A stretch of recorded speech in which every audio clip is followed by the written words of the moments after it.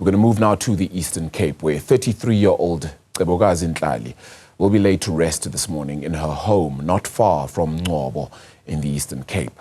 She is one of over 100 flood victims who were swept away in last month's disaster. At the time of the incident, she was with her 5-year-old son, Oluhle.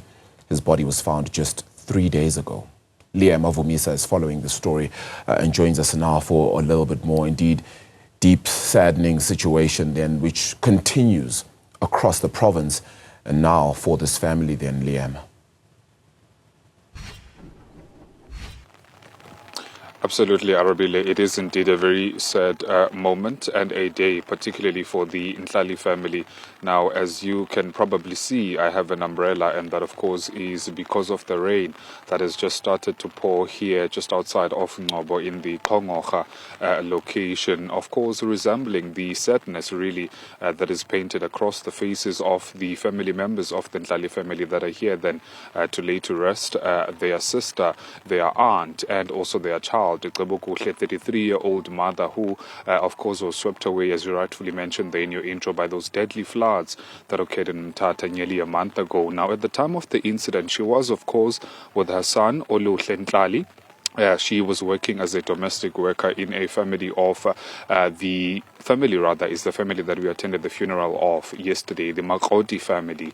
Now, what we do know then subsequent to that is that the children that we were attending their burial yesterday, the Ngcobo family, were in fact residing with this lady or woman that we are laying to rest today. Now, in the house that they were staying at in Mthatha, when the incident occurred, all of the children of the Ngcobo family were swept away by the floods, including this woman. Cebokazi was also swept away, and even her son, the 5-year-old Oluhle. Subsequent to that, few days after the incident of the June 10th, that is when then Cebokazi's body was discovered.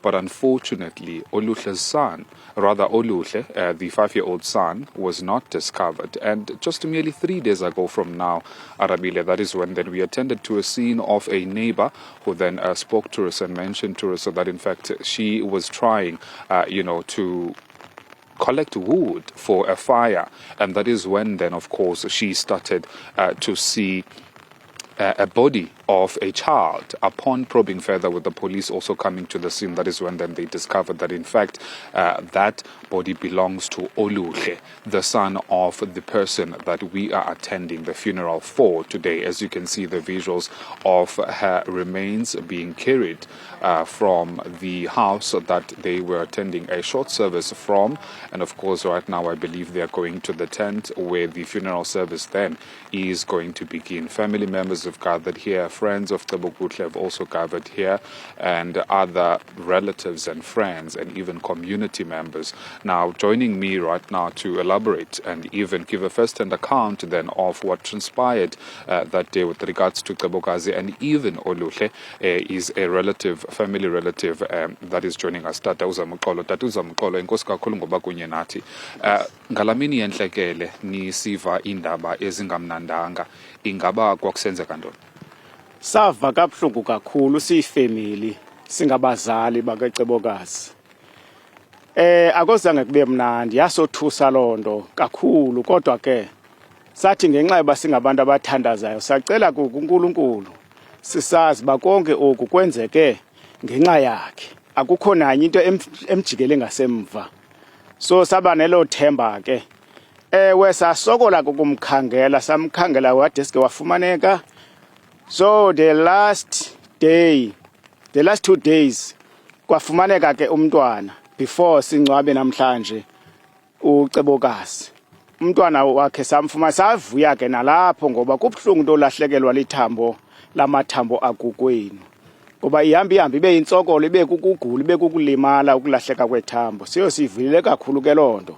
Enkosi. Tata, uCebokazi ungamchaza njengentombi ebinjani apha ekukhuleni kwakhe? uCebokazi njengentombi ekukhuleni kwakhe ngeke ndazi ncam ngoba ungumendi apha ekhaya.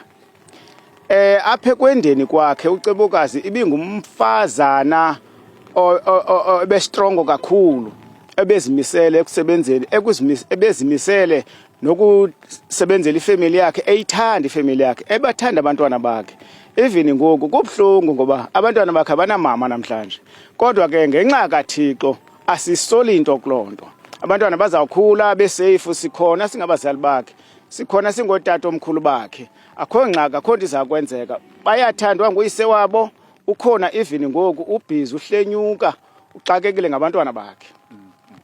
Ingaba amanye amalungu osapho aziva kanjani kwintsapho zombini?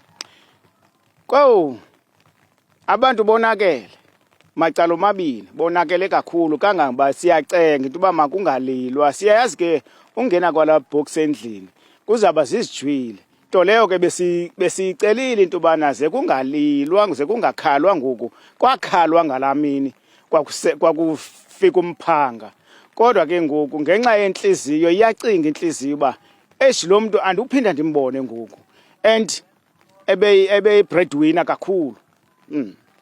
Well, as you can hear, Arabile, the 33-year-old Cebokazi was indeed the light in both families, her actual family where she comes from and even the family that she married into. Of course, the uncle there also mentioning that she was a breadwinner who loved family and, you know, just the amount of love then that she had for the family. You can imagine how both families must be feeling at this current moment, particularly because she is leaving behind her children and even her husband.